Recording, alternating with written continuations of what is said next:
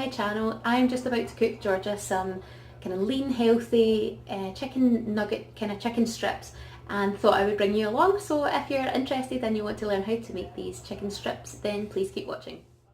By cutting up my chicken breast into kind of fingers strips, thick enough for Georgia to hold but not too big in case you can't chew it. So I've got, that's one chicken breast chopped up. I've got some plain flour. I've just seasoned it with a little bit of cracked black pepper, but you don't have to if you don't want to. 2 eggs that have been whisked up, and some desiccated coconut, and my oil in the pan is nice and warm. So we're going to, let me tilt this a little bit more. So I'm just going to take my chicken and roll it in the seasoned flour, just get it all nice and coated. Shake off any excess, straight into the egg and into the coconut.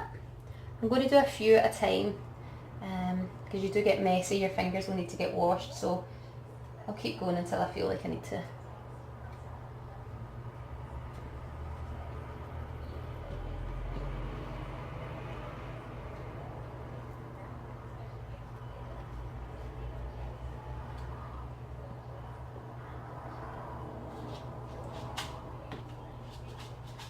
I'm just going to give the coconut a good shake and make sure everything's coated. So this is just a change from breadcrumbs. Just a nice change. It's nice and sweet. Georgia really enjoyed it when I made it the last time. I posted it on my Insta stories and I got lots of messages of people asking how to make them. So this is what today's video is for. So I think I probably can't get any more in to the coconut just now. So I'm just going to come over to the oil and place these in. So it's sizzling nice. I don't want it to be too high a heat or they're just going to burn on the outside. So when I put in things like this, when I'm cooking something like this, sorry, I'm just going to wash my hands, I like to work kind of anti-clockwise. Maybe it makes sense to do clockwise, but I seem to do anti-clockwise. And then I know when it comes to turning, I can start and I know which one was in first, if that makes sense, so they don't burn. I'm just going to turn that heat up ever so slightly, so I can hear it sizzling a little bit more. Usually I would have the extractor fan on, but it would be too noisy with the video. So I've got a little bit more chicken to go.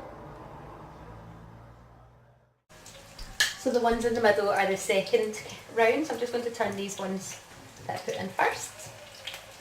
You can see they're a nice golden colour. Now what I would do is, once these are cooked, I'm going to blot them on the kitchen roll. I'll get that out just now. And take off the oil. This is just vegetable oil. It looks like a lot in the pan, but it has to be when you're cooking something like this, or you'll burn the pan, you'll get smoke everywhere. So yeah, so we're going to do that. We're going to drain off any excess oil onto the kitchen roll, and once it's cool, you can put them into your freezer bags and freeze them. And when you're going to heat them up, obviously defrost them, take them out the night before you want to use them, put them into the fridge and let it defrost.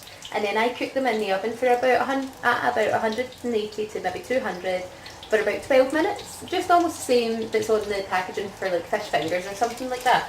And just heat them through. Or if you fancied, you could just cook these like this today. Obviously your baby might not eat all of that, it's a whole chicken breast, but if you're going on a picnic or you're going round to, I don't know, play with some other kids, take them round and just eat them cold. Because they are cooked, once they're fried through, they're nice and cooked. There's no reason why you couldn't have these cold. So I'm just going to let these cook through and then I'll drain them on the kitchen when they're ready.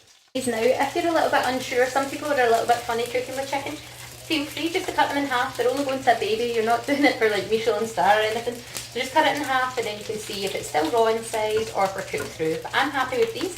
So I'm going to get my kitchen roll. I like to do 3 squares, so double at the bottom where it's going to soak up the excess, and then this extra one for blotting. You can see they're a really nice golden brown colour. Cook all the way through it. We'll just turn that oil off.